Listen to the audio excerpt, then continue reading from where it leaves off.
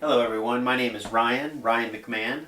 I'm doing this video here to introduce people to the idea of syncretism, which is a holistic approach to bringing science, philosophy, mathematics, all the different branches of science and religion into one holistic view, which is called syncretism. I first heard this word from a guy named Santos Bonacci, and I actually get a lot of my information from Santos Bonacci, as well as the sources in which he gets his information. He so generously provides this information to anyone and everyone who wants to learn how to defragment themselves, both emotionally, physically, mentally, and spiritually.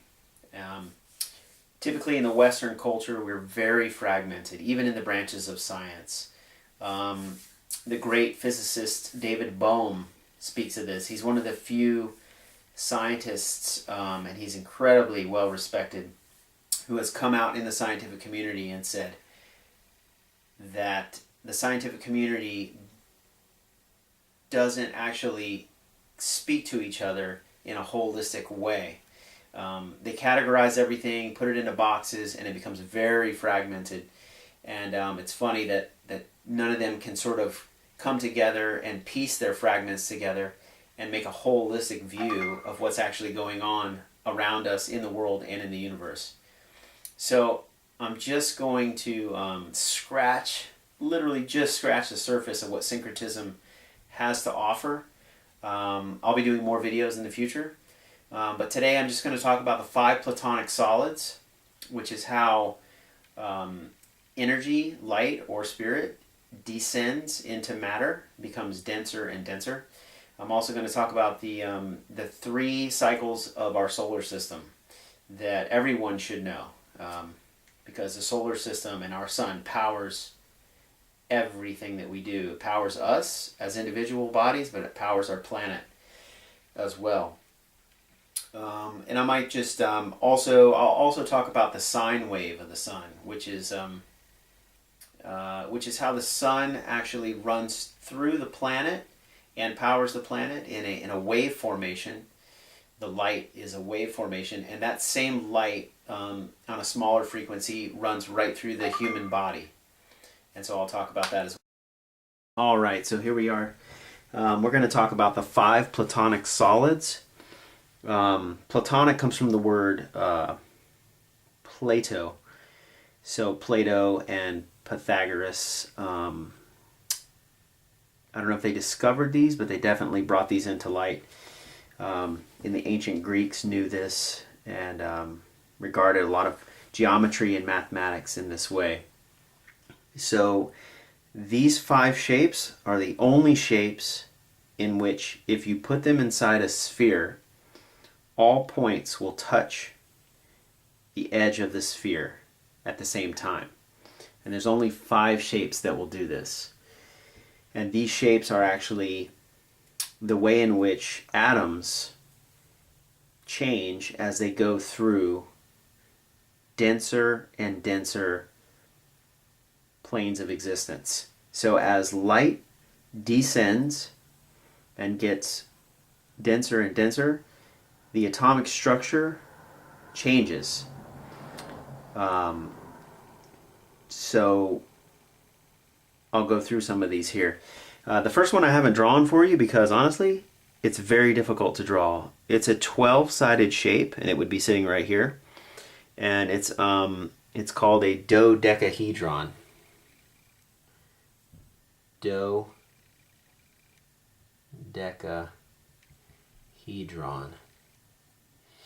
which is 12-sided.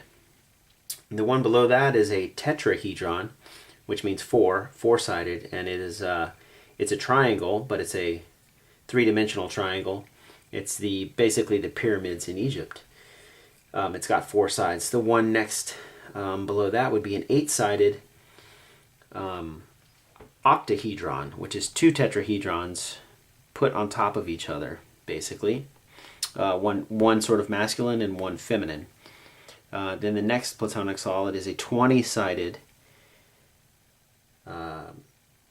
geometric shape, and it's called an icosahedron. So actually I'm going to write these in real quick. So this is a tetrahedron. You have to forgive my spelling. It's terrible, I know. This is an octahedron. And the 20-sided is an icosahedron. And then the last one is a 6-sided shape, which you guys probably know and heard of. It's called a hexahedron. Hexa meaning 6. And each one of these shapes, as they change atomic structure, they have a synchronistic change throughout different sciences. And so, for example, these are the sacred geometric shapes in which these numbers correspond: 12, 4, 8, 20, and 6. But they also correspond to different states. So for example, the dodecahedron corresponds to space. And the tetrahedron corresponds to light. And the octahedron corresponds to gas. And the icosahedron corresponds in its atomic state to liquid. Liquid. Terrible spelling, I know. Forgive me. And then the hexahedron corresponds to solid or matter. And so these also correspond. So these are solid, liquid, gas, light, and space. These are the 5 states in which we find in physical science, your basic physical science class. And so these not only correspond to the geometric shapes, the number of sides that will touch at points inside a sphere or a cell or an atom, because atoms are spheres. So we'll go on. So the solid, the hexahedron, corresponds to a molecule, and the liquid, which is the icosahedron, corresponds to an atom, and the octahedron or gas corresponds to a particle. And then the tetrahedron or light corresponds to a photon, which is a particle of light. And then the dodecahedron is a bit different, because this corresponds to space or ether, and ether gives birth to the remaining 4. So out of ether or space, the remaining 4 Platonic solids arise. But we'll move on. Dodecahedron actually, in another form, corresponds to dimensions. Wow, how do you spell dimension? It's funny. Dimension. And light and photon corresponds to temperature or heat. And then the octahedron corresponds to motion or movement. The icosahedron corresponds to cohesion. And the hexahedron corresponds again to solid or matter, which we'll actually just put man here, or human, because we are in a material form.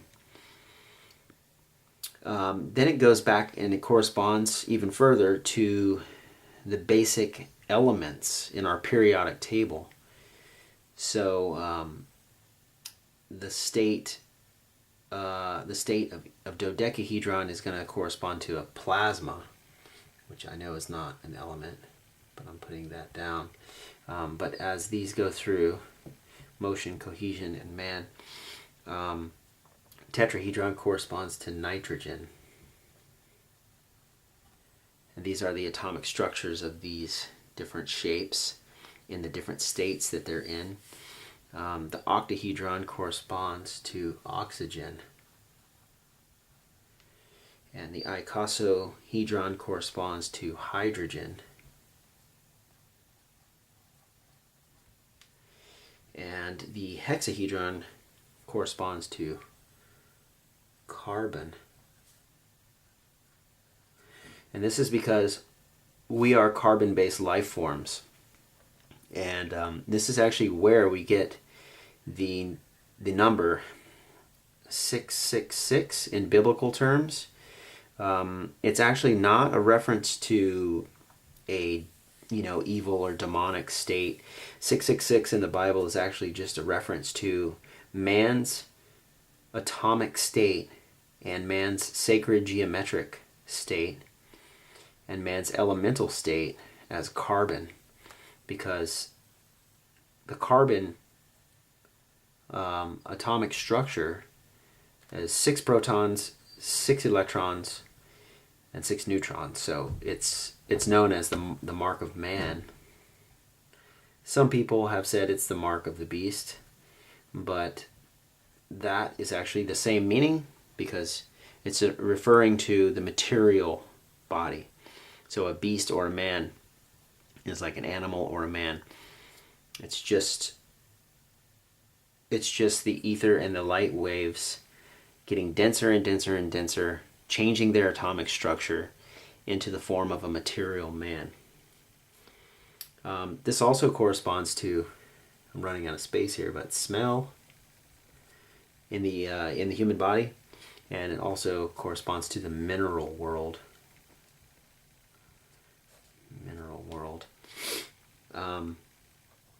Icosahedron corresponds to emotions, and also corresponds to, in the human body, taste, and then also the plant world. So we got mineral, plant, we have smell and taste, and we have emotion, and also here I forgot to put the sense corresponds to senses. So sense, emotion, and then we're moving back up here. The octahedron corresponds to mind or thinking. Then it also corresponds to hearing, and then it also corresponds to the animal world. Just put A and I for animal. And as we go up, the tetrahedron corresponds, I said originally, to nitrogen, which is the intuition or spirit. So it corresponds to spirit. And this is where we get fire from. The tetrahedron corresponds to fire as well. So it's fire and spirit, temperature and light. Light produces temperature. Temperature is heat or fire. Spirit is also known as the fire within. Corresponds to sight, our sense of sight. And it also corresponds to just the human world. And then the dodecahedron, we have the 12 sides, space or ether, which is dimensionality, dimensions, which is in the form of a plasma, which corresponds, the plasma corresponds to love. Love, light. This is actually the etheric world, the spirit world, which gives birth to these denser and grosser states. And that love is also corresponds to, some have said consciousness. It's just a different interpretation, love or consciousness, being omniscient, omnipresent, omnipotent. And it corresponds to touch.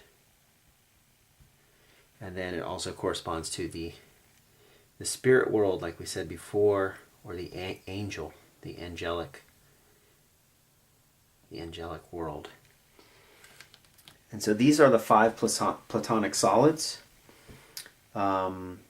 And the whole point is to see the syncretistic, the syncretism involved in these different states of sacred geometry. And these are the building blocks of our universe. And they are within us, they're within the human body, and they correspond in these ways.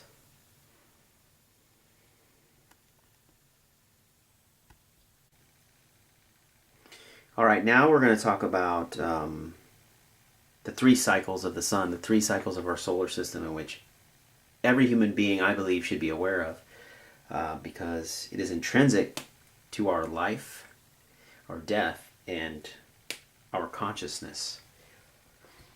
So, this is a representation of the Earth, and we're going to draw the sun's sine wave. So, this would be the equator of the Earth, and the sun, as the Earth rotates on its axis, it actually sits at an angle, something like this.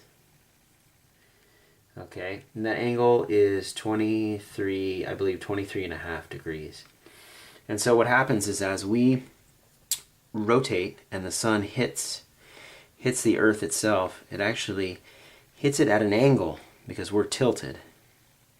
And that angle makes a wave, a light wave, which is in the form of a sine wave. And in all ancient maps, in ancient globes, they actually had the sine wave written. If you see an old map, you'll find this on there.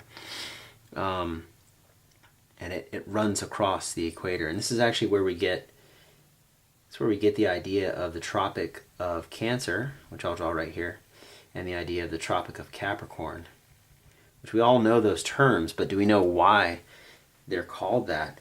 They refer to the zodiac. Cancer is a sign of high summer, and Capricorn is a sign of winter on the zodiac. And this is actually referred to in the Bible as the Mazzaroth. It's the Jewish, or I should say Hebrew word for the zodiac, and there are references, biblical references to the Mazzaroth or the zodiac. And so the sine wave, actually, as the Earth tilts and the sun hits us, or the light of the sun hits us, it sort of goes like this, and it crests at the Tropic of Cancer, and then it also troughs at the Tropic of Capricorn. Now you can draw this as a sine wave like this, which is actually the way it actually happens, but when you draw a 2-dimensional zodiac, people will draw it like this, and they'll just make it a circle and make it flat. And so we'll do both here, just to show you what happens here. And basically the longest day of the year would be here, and this is June 21st. This would be the summer solstice, and then directly below that is the dead of winter, which hits the Tropic of Capricorn, which is December 21st. These are the summer solstice and winter solstice. And then correspondingly, we have 2 other very sacred days, which would be the equinoxes. The equinox would be March 21st and September 21st here. So these 4 days are called cardinal days because they actually, the sun's light has an opening effect, and it's actually, they're very powerful days. They actually affect the consciousness of man and of animals and of plants and of the mineral world that we eat and partake from every day. And the angle of the sun is what actually dictates all these things, even these physiological, mental, or spiritual changes in the life on the planet. And you've seen this sign, I'm sure, this sign before. This is the Native American medicine wheel. This is the 4 directions, the 4 winds, the 4 colors, which correspond to those. And this is actually the ancient symbol of the cross, or the crucifix. And basically, this cross has been drawn as an ankh. It's been drawn as the Celtic cross, which you guys have all seen.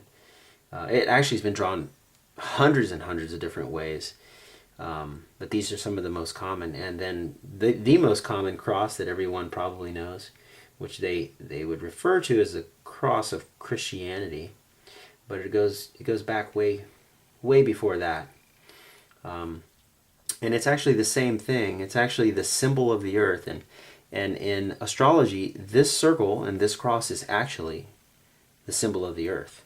We have the symbol for Venus, Jupiter, Mars, Saturn. All the 10 planets have their own symbol. And this is actually the symbol of the earth. And this is why. Because these cardinal points are the representation of the changes of life on the earth.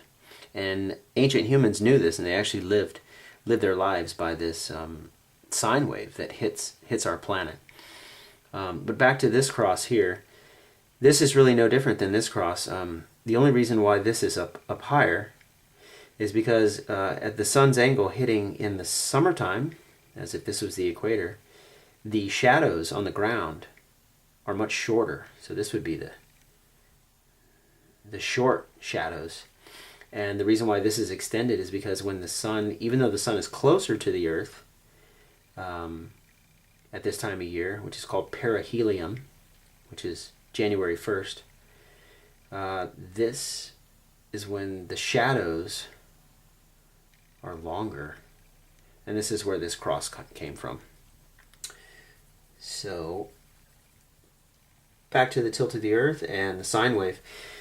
This sine wave runs across the earth as we spin, and it's not two-dimensional.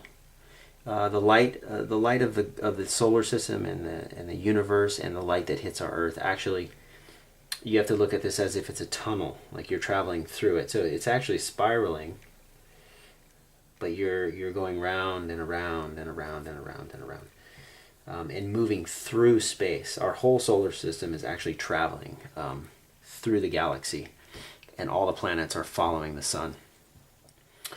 So these 4 days are special. The cardinal points, and the word cardinal in Latin, we shorten that to the root, which means cardi, which means hinge. And so what this is referring to is these are the days in which the hinge of the doors are open.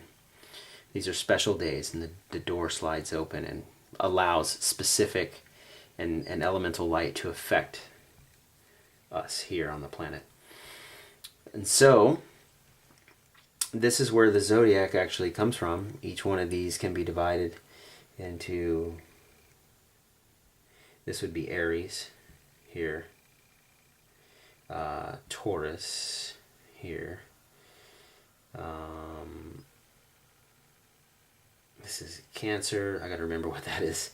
This is Leo, which is actually where the sun rules. The sun rules in Leo, Leo the lion. Libra, and let's see here, Scorpio. Oh, I'm sorry, this is not Libra. This would be Virgo. This would be Libra, Scorpio, Sagittarius.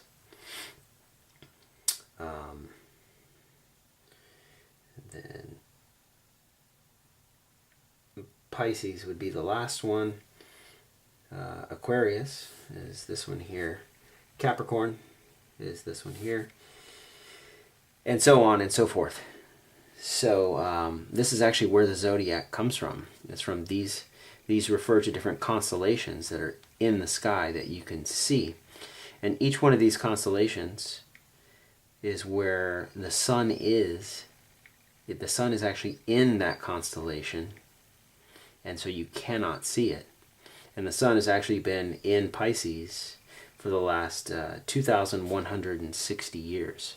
So you cannot see the constellation of Pisces, although in 2012 we shifted over to Aries, and so you will begin to be able to see the sign of Pisces now that the sun is actually in the house of Aries, and it will remain there for 2,160 years in each one of these signs, so on and so forth. So, back to the 3 cycles. The 3 cycles are the 24-hour day, right? So it takes 24 hours for our Earth to do 1 rotation. And so this sine wave in 24 hours hits the Earth and spirals and waves along. It takes 24 hours. A perfect circle divided, so 360 degrees would be a circle divided equally by 12 equal parts, so half of 24, 12. Each part of the sky, or each constellation, holds 30 degrees of the sky. So we get the 24-hour day here. We also get, from this sine wave, we also get the second cycle, which is the year, which is 365 of these, of 24-hour days. So 365 days it takes our Earth to go around the sun. That's 1 year. We're going to talk about these 2 cycles first, and then the cycle that most people don't know about or are unaware of would be the Great Year, or the also known as the Platonic year. So, back to the 24-hour day. I'm actually I'm gonna erase this.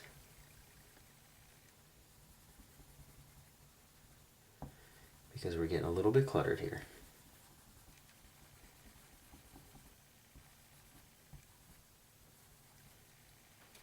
And we'll start again. So this is somewhat like a clock. This is where the clock came from. So in the 24-hour day, you have these 12 signs of the zodiac, which correspond to the year, but they also correspond to the 12 times on the clock, or the 12 hours. And we get the word hour from the word Horus. And we also, in Spanish, this would be hora, ahora. And this is also where we get the word horoscope, because when you are looking at the constellations and you're looking at them in a 24-hour period, you would say, well, where is Horus? Horus is the sun god of Egypt, the son of Ra, who's also the sun god. And back in the day, this particular part of the day was known as Horus, based on the light, the sun's light. So this is the sun god. It was also up here known as Ra, when the sun is most radiant. This is where we get the word radiant, radius, radio, ray, pray actually comes from this word. We get hour. We get a lot of let's see, what else do we get? Hour, Horus, horoscope, horizon. This is actually the horizon we get from the word Horus. And over here, Horus's brother was known as Set. And this is where we get the word set for sunset, because Horus rises here in the morning. He is most radiant here, Ra, at the peak of high noon. And then the sun begins to set over here. And down here, he was known as Osiris, which is the ruler of the southern hemisphere constellations in the winter. So these are just different aspects of the sun as it travels through a 24-hour day. They're all the sun god. They're all the same deity or entity. And there's stories that go along with him, like Horus and Set are brothers. And this is where we also get the myth of Christ and Jesus Christ and Satan, because they're referring to the sun. And there's actually a lot of myths that go along with this. Tons, actually. I think there's 16. There's like 16 other gods that were crucified, immaculately conceived, resurrected on Easter, birthday is December 21st, so on and so forth. And they're all actually referring to the same person, which is actually the sun. So as the sun rises and sets and goes around and around, this is actually where we get our hour. This is where we get our high noon, 1 o'clock, 2 o'clock, 3 o'clock, 4 o'clock, all the way around the clock. This is actually where we get this. And this is where we get the word day from. The hour is the sun god. The day is also referring to the sun. This is solar thinking, solar consciousness. So, for example, the word day in Latin, and hopefully I'm spelling this right, is dies, dies, or Greek, which is also in Spanish is Dios, like adios, amigos, which is of God. And the word day actually comes from Dios, day. I think it's actually D-E-I-S. Yes, this is incorrect. Sorry. Dies. So the sun refers to day. The sun here in 365 days is actually where we get the word year. So the word year is referring to solar as well. Because in Hebrew, the word for the sun is actually we'll start it like this. The word for the sun in Hebrew is yes. Yes refers to fire, light of the sun. And this is actually where we get the word Yeshua. I know I'm kind of jumping around here. Or Jesus. But the letter J didn't exist until about 400 years ago. So it was I or Y. It would be I in Greek. It would be Y in Hebrew. So his name was Yeshua. Which is actually referring to the sun as well. So this is yes is the sun. And Yeshua or also Jesus or Jesus. This would be Zeus. And so this is actually referring to the sun god. Zeus. Jesus. So this would be Hebrew and Greek, again referring to the sun. So the word yes actually means sun. And from the word yes we get yeah, yes, hallelujah, yeah, affirmative. And from yeah we also get Y-E-A-H, which is the same word, yeah. And then if you shorten this little H here, you actually get, well, that doesn't look right, but you get year. We get the word Y-E-A-R, year, from yes. Again, referring to the sun, 365 days, Dios, the sun. So those are the two cycles that we are aware of. Even children are aware of the day and the night, light and dark. And that's where these are the equinoxes, actually, like we spoke about before. Equinox means equal nox, which is equal night. And these are the days in which you have equal amounts of sunlight and darkness. 12 hours of sunlight, 12 hours of darkness. Equinox. So now we're going to go on and talk about the last cycle, the one in which maybe people don't know about. However, it does affect us in a big way. And this is the great year, or the Platonic year. All right, now we're on to the Platonic year, or the great year, the third cycle in which we should all know about, that affects mankind through the ages. It's called a 24,000 year cycle. And it looks or works something like this. And you can actually read about this in a lot of books, but this one here, Celsus on the True Doctrine, Celsus talks about all of these cycles, as well as I first heard about it from Swami Sri Yukteswar, who was one of the gurus of Paramahansa Yogananda of the Self-Realization Fellowship. Hindu cosmology. The Egyptians have written about it. It's been around. The Mayans knew about it. This is what the Mayan calendar is actually based on, which we'll get into at another video. But basically, our sun. Actually, we'll do this. Here's our sun here. This will represent our sun, and it actually has an elliptical orbit, and it's in a binary or a dual with another star, its sister star, and we'll actually use this to represent its sister star, and it's in an elliptical orbit as well. And so they look something like this. And this is our sun. All our planets are 7 visible planets, and Pluto, Uranus, Neptune, they're all rotating around this whole solar system here. And we have a sister star, which is actually gave birth to our sun, which is known as Sirius. Sirius is the dog star. It's a constellation that's sort of attributed to the dog, and this is where Sirius Satellite Radio gets their emblem. They made it a dog. And the Egyptian pyramid is actually one of the shafts in the Egyptian pyramid is fixed to Sirius and never moves. It actually always tracks Sirius in the sky.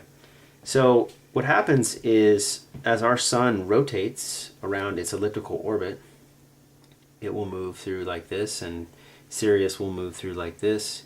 And when they're really close together here, actually as they go around this circle, like this, as they do this, they're actually very close together in relative astronomical terms.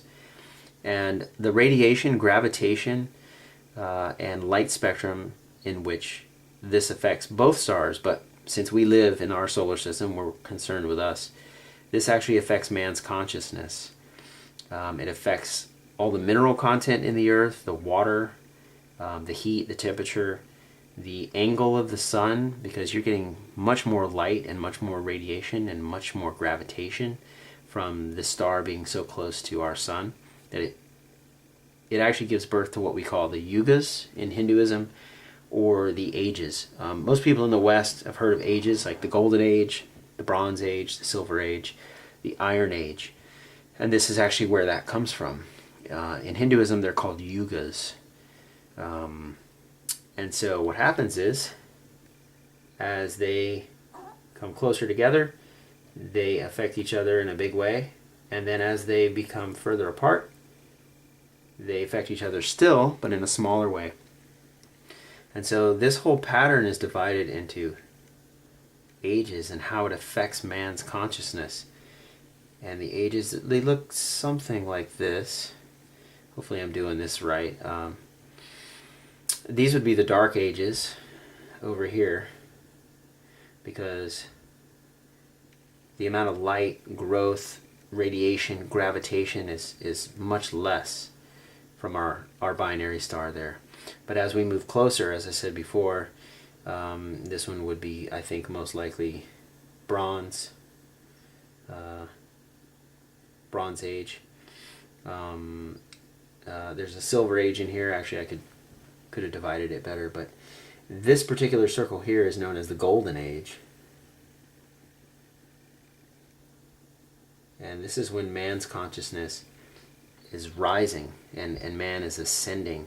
And you can sort of see through heights in technology that man's consciousness is advancing. However, it's not just technology that is the barometer for the Golden Age. It's actually a spiritual or a consciousness of love, light, upliftment for your fellow man. Technology can be used and abused, as we all know, to destroy people. And enslave them and diminish them and dumb them down and all these sort of things.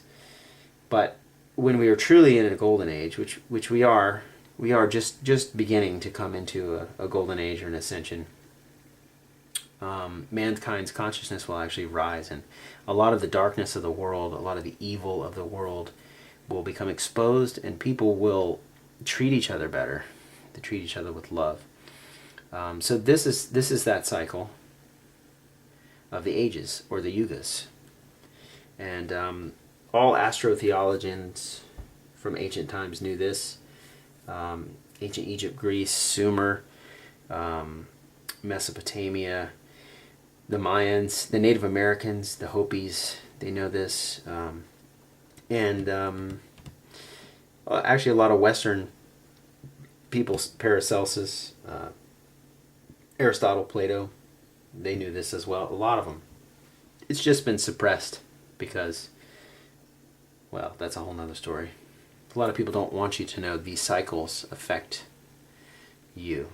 And if people would ask me, well, how does this affect us? How can I know or believe this affects us? Well, you know that the light of the sun in a 12-hour day affects you. The sun warms you. It gives you vitamins. You can actually attain vitamins by solar gazing through your eyes. It makes all the plants that we eat grow. It makes the animals grow that eat the plants. Animals change their fur, their coats, from summer to winter, as well as people. So that's a 24-hour day. The same thing happens in a year as we age. Each year affects us, and where the sun and the planets are affect us. Well, this is just a huge process here that we're unaware of, simply because the average lifespan of a human being is 72 years,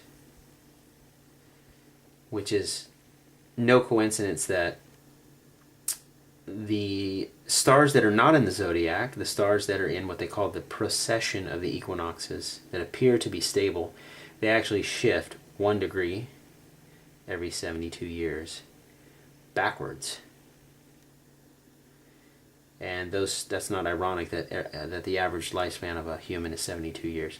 It's also not ironic that the average heartbeat of a human being, a healthy human being, is 72 beats per minute. So yes, the celestial bodies do affect the human beings. Matter of fact, they built us in this way. These cycles were not dreamt up by astrotheologians or astronomers or astrologers. They were discovered. They exist in nature, and we are a part of it, a huge part of it. And the more we are aware of it, the better we can live our lives accordingly, according to nature. So yes, these cycles do affect us, even the 24,000 year cycle, and that's how long this takes. So we have 24 hours in a day. We have 365 of those to make 1 year. But it's not ironic that, and it's no coincidence that for our sun to do one full loop of its elliptical orbit in its binary with Sirius takes 24,000 years. Same number, 24. These are sacred numbers. 12, 24, 7, 3, and 4. You'll find building blocks throughout the universe. And some people say, there's a lot of debate about this, but there's another figure that a lot of people will see mathematically, and they'll say, well, it really takes 25,920 years for our sun to do its elliptical orbit around Sirius. And both figures are actually correct. It just depends on your perspective and when you do the calculation. So let's say you're doing it here in the Dark Ages. Well, it might calculate out to 25,920 because of this. When we actually are in a binary and we move closer to our binary star, we speed up. Gravity gets faster and we get whipped around as we get closer, and then it slows down as we get further apart, and then we get whipped around again. So if you're calculating it from way out here, say 12,000 years ago, well, it might come out to 25,920. But if you were to calculate it here, here, here, and here, and average them out, it will come out to 24,000 years, because this is just the same thing as the sun in our 24-hour day.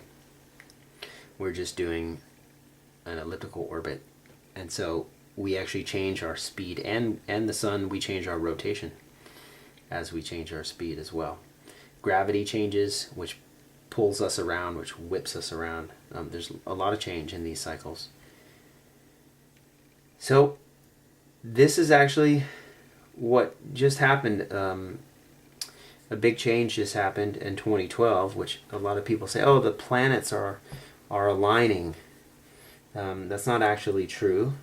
However, it is very significant because it is mapping this exact cycle.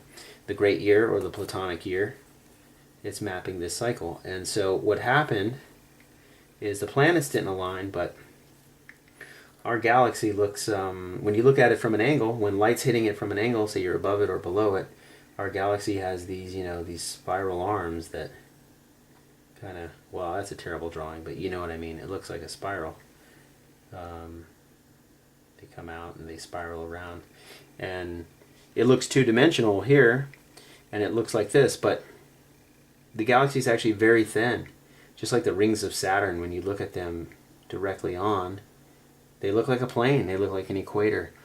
And so this is our galaxy with billions and billions and billions and billions of planets. This is the Milky Way. When you look at it directly on, it looks very flat. And our sun doing its elliptical orbit around Sirius, we'll take Sirius out of this, it actually creates the same sine wave that we spoke of before. It rises up, drops below the galactic plane, and then makes that sine wave, and then it pops back up over the galactic plane. This sine wave is throughout all of nature. It's one of the building blocks of nature. It's how photons replicate themselves and move through the universe. So a photon, and some people would say, well, light moves at 186,000 miles per second. Well, yes and no.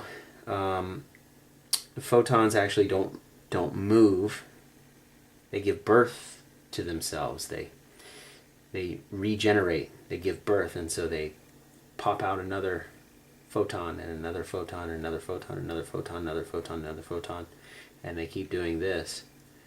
And as they regenerate or give birth, or generate, I should say, they appear to move, and they move in a wave, just like this. That's why light is both a particle and a wave at the same time, depending on the observer and depending on your perspective. So this sine wave is what the sun does. Our solar system, actually, not just the sun, our whole solar system. And what happens is this process right here, being above the galactic plane, takes 12,000 years in the sun's orbit, in the sun's elliptical binary. And it drops below the galactic plane for 12,000 years as well. And we actually just crossed over the galactic plane in 2012. December 21st, which is the winter solstice, 2012, and we just popped back over into the northern hemisphere of our galactic plane. And the reason why this affects the consciousness of man, there's a whole lot of reasons, but primarily the light that's in the northern hemisphere from our entire galaxy and all of its stars and all of its suns and all of its planets, they have a different angle. They hit the sun at a different angle than when the sun's down here. And those angles affect everything on the planet, everything on the sun, all of life, all the animals, all the minerals, the core of each planet, its gaseousness, its water, its temperature, its rotation, its gravity, all these things. And so this is a sacred cycle that all people should know about, because it does affect human beings. And so that's the 24-hour day, the 365-day year, and the 24,000 year, or great year. All right. I hope that these drawings were okay, and I hope you guys learned something from this. And I'll post more in the future.